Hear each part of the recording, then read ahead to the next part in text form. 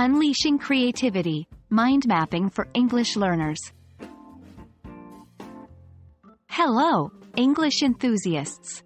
Today, we're diving into a fascinating topic: mind mapping.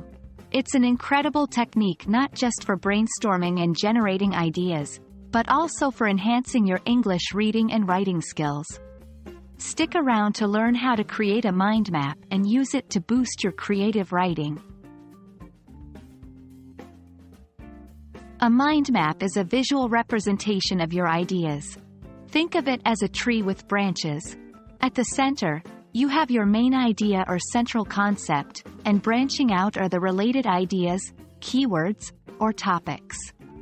It's a way to visually organize and connect information, making it easier to remember and generate new thoughts. Mind mapping is especially beneficial for English learners because 1. Visualization. By visualizing ideas, you can better remember vocabulary and concepts. 2. Idea generation. It's a way to expand on a topic or concept in English, helping you think in the language. 3. Structure. Mind maps can help plan out essays or stories, giving a clear view of the beginning, middle, and end. Here's a step-by-step guide. 1. Start in the middle.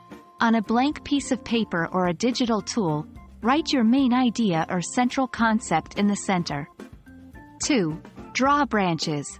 For each main idea or topic that's related to the central concept, draw a line or branch out from the center. 3. Add keywords or subtopics. From each branch, you can further draw smaller branches for subtopics or related ideas.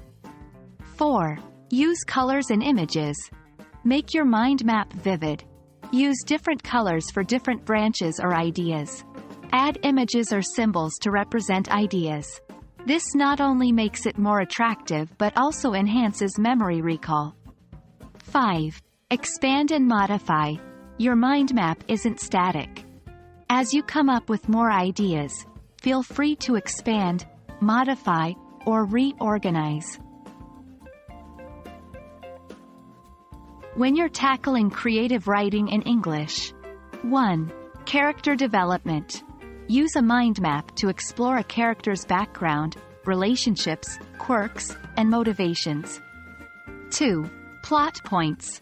Outline the major events in your story, connecting them logically. 3. Setting descriptions. Dive deep into the setting of your story, detailing everything from the climate to the buildings. 4. Themes and motifs. Mind maps can help you explore underlying themes or motifs in your story, ensuring they're woven throughout. That's a wrap on mind mapping.